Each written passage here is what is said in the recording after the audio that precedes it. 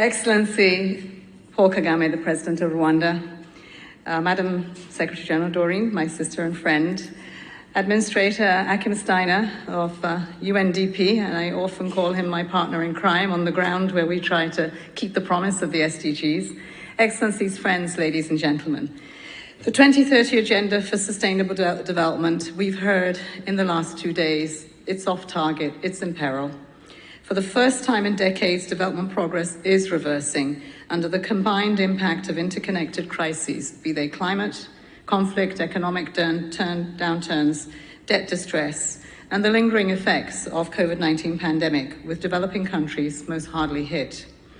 And if the trend persists by 2030, a staggering 575 million people will remain trapped in extreme poverty, and 84 million children will be out of school.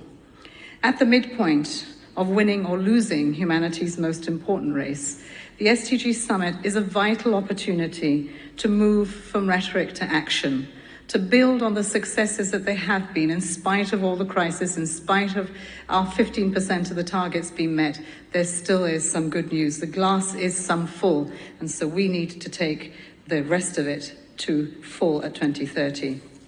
Friends, we are convinced that we can still turn things around. Today we start the second moment of the SDG Action Weekend. Today we focus on acceleration, our compass for the next 7 years, if we really want to rescue that promise made to billions of people. Strong political will, and we just heard that from a great leader of ours on the African continent, Paul Kagame. Resources, solidarity, and knowledge can enable breakthroughs to a better future. Digital technologies can be at the heart of this acceleration.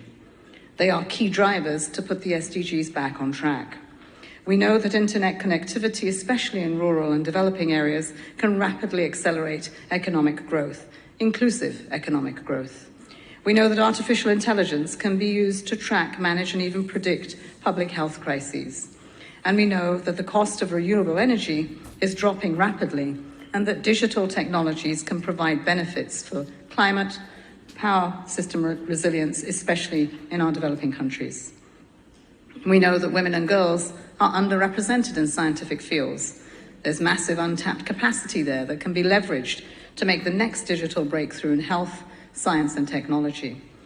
Digital technologies, when used safely and responsibly, can be the catalysts of economic, social, and societal transformations, real and deep transformations, by creating the efficiencies at scale and expanding the reach of existing solutions to support many more people.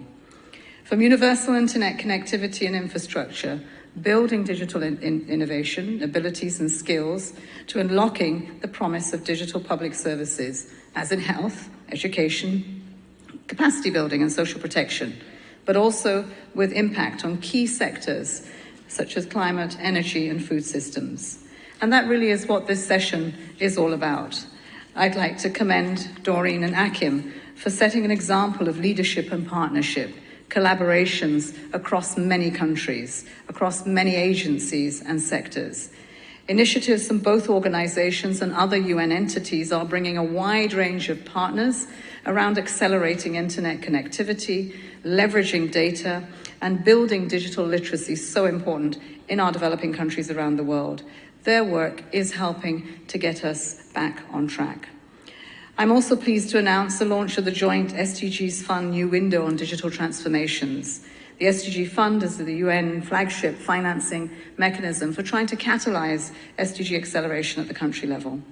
Leveraging the convening and the integrating power of the UN resident coordinators and our country teams, we will be able to support governments towards a digital transition, act as a convener and facilitator in building critical partnerships and strengthening these ecosystems with the private sector and civil society. Thanks to the support and the leadership of the European Union as its first funder, this digital window will provide catalytic funds needed to trigger countries on their digital transformation journeys. However, we know that we need more resources so that we can raise the ambition, the scale, and play to the urgency that is needed today. Ladies and gentlemen, in this upcoming year leading to the Summit of the Future, it's essential that we develop a joint vision of digital transformation. The Global Digital Compact put forward by our common agenda does set out principles, objectives, and actions to advance an open, free, secure, and a people-centered digital future. These as public goods that should be anchored in universal human rights and the SDGs. All of you are part of this journey of transformation, whether you're joining us physically here and stretching out to your networks or online. Those of you that are joining us today, this is a collective endeavor. Together, let's explore ways to unlock the power of the digital world and accelerate the progress that we need to see with the SDGs. Let us continue to fight to win the promise of the SDGs in the second half and by 2030. I thank you.